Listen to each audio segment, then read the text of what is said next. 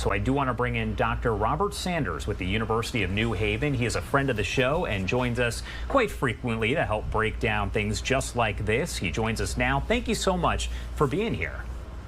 Good morning, Josh. Glad to be with you.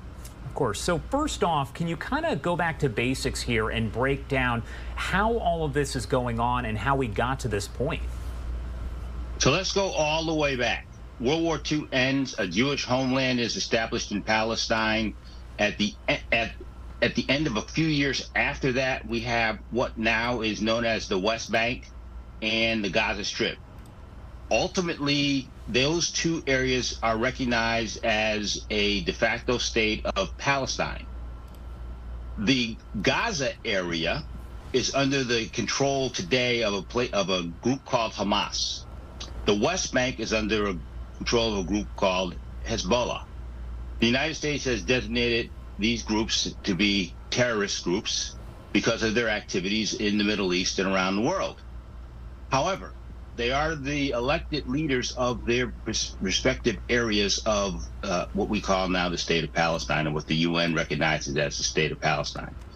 The area in Gaza, which at its most southwestern borders Egypt, its western borders are all Israel, and its eastern borders, the Mediterranean Sea, is under what the international community is determined to be an occupation, and it is occupied by Israel.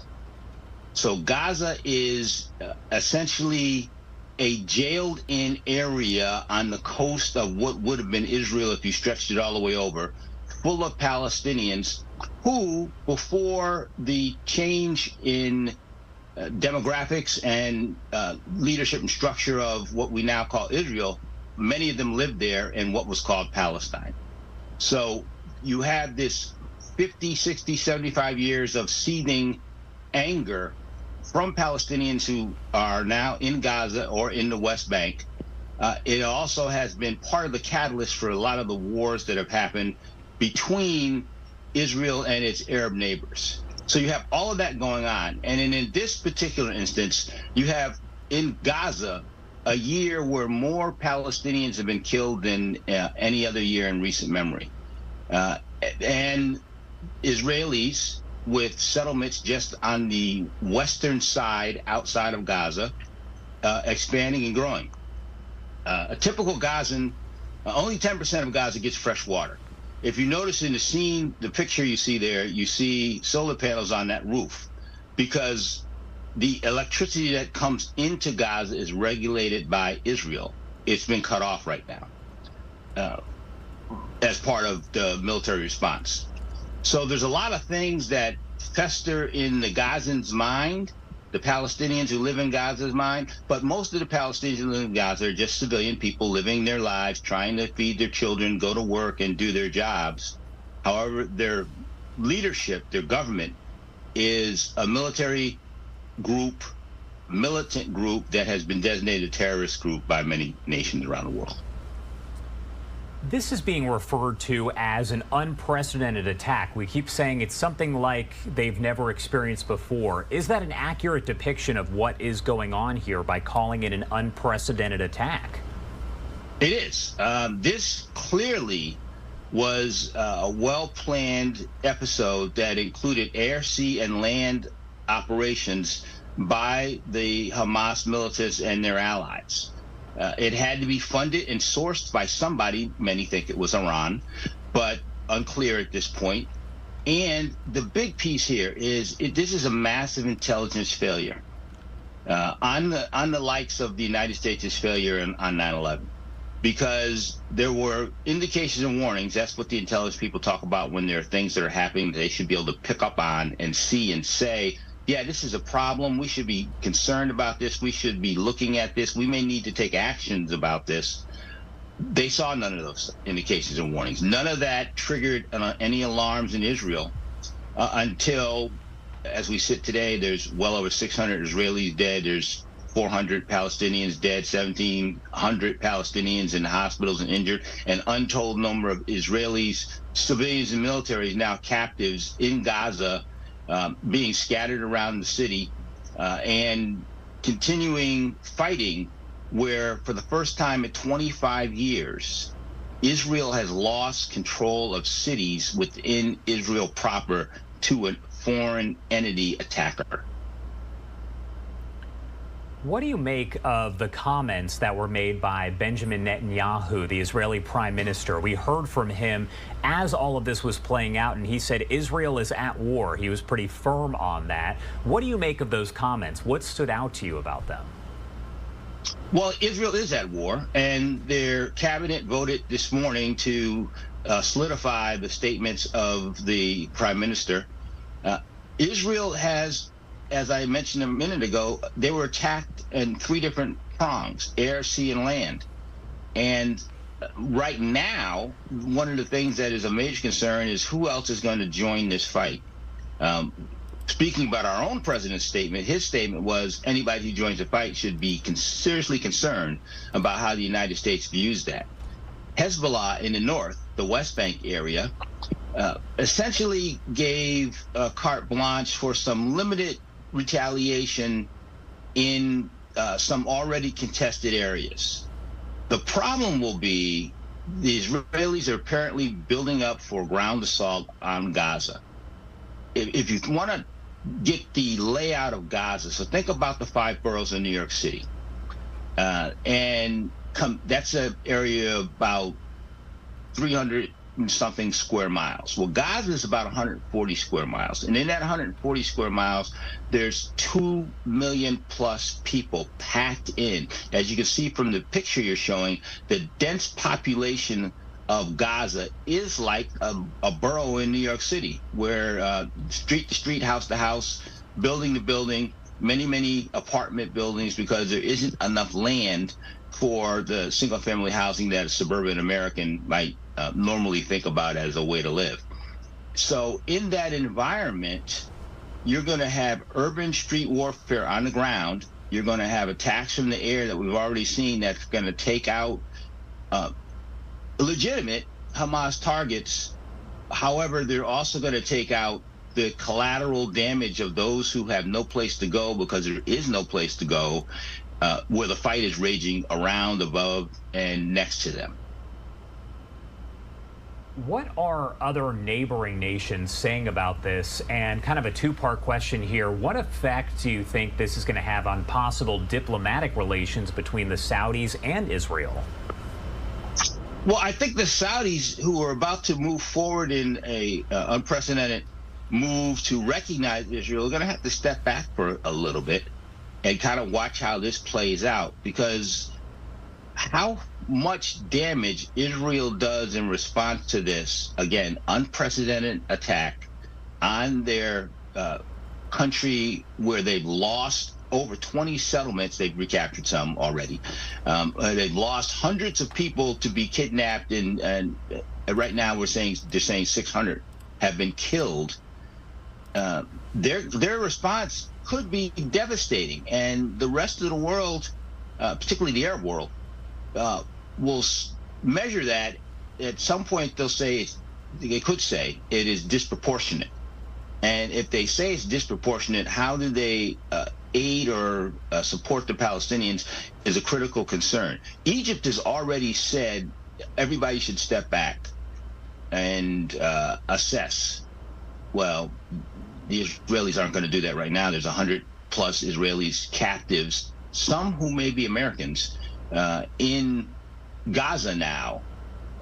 Israel is famous for going and rescuing its people and doing all kinds of extreme measures to do so. Don't think that won't be on the table in this case. And how far they go will affect a lot of these countries. They just had good relations set up with the 2 Middle Eastern countries, and we're moving toward new expanded relations with a third. Some of that's going to be slow rolled, put on the back burner. And there's one other piece to this. So politically, the Netanyahu government was doing this. They were doing this all in the face of internal protests about their new judicial reform, as Netanyahu has described the judicial reform law. And the problem is the pressure that Israelis were putting on him about this is all going to die down, and you're going to have in Israel the effect that you had in America after 9/11, after we were attacked. Israelis are going to band together. They're going to see that common enemy, and they're going to say, we got to put that stuff on the back burner while we go take care of this. Does it make it a little tougher? Because I know that we have been covering those protests here. They've been happening just about every weekend against Netanyahu, his policies. Does that make it a little tougher for everyone to unify? Or do you believe, like you said, that, you know, they can do that during a time like this? Well, when you have existential threats to your actual survival, now, look, Hamas is not going to be able to drive the Israeli defense forces out of Israel and take the country. But they will destabilize that area around Gaza, make it an unlivable area for many Israelis, make it a dangerous area for Palestinians. And in the process of doing that, the unification of the Israeli people to take on that fight is going to happen. All right. Dr. Sanders, we appreciate your feedback here as always to help break down a situation like this. My last question for you here, based on what President Biden has said and what history has shown, how involved will the U.S. likely get in this situation? Well, the first thing we're going to do is, as the president already said, support Israel, our democratic ally in the region. We firmly detest and firmly oppose terrorism activities, even in the face of the things that the Palestinians are going to say are legitimate grievances. Terrorism is not a legitimate response to legitimate grievances. And the United States is never going to support a terrorist operation or attack. So we will be supporting Israel. How that support comes to light, it will be financial. It will be through intelligence sharing. It will be in strategic planning operations, and the ability of the Israelis to reach out and grab hold of the things that they don't have that America does, except for our troops. Our troops will not be involved in this fight. This is an Israeli-Palestinian fight right now. The world hopes it stays that way, because if you think about the aftermath of Afghanistan and our engagement there after we were legitimately exercising our Article 51 UN rights of self-defense, Israel's doing that right now. But at the end of the day, how much destabilization did we bring to the area in that fight? The potential for that in and around Israel is great. And the United States will have to be a player in all of those circumstances, no matter what happens after this fight. Essentially, the jar is opened, whatever was in it has escaped, and now you have to try to deal with what's in the air. All right, Dr. Robert Sanders with the University of New Haven, as always, thank you so much for taking the time to be here. Anything else you want to add before I let you go? Well, I want to add one thing about one of these urban warfare fights.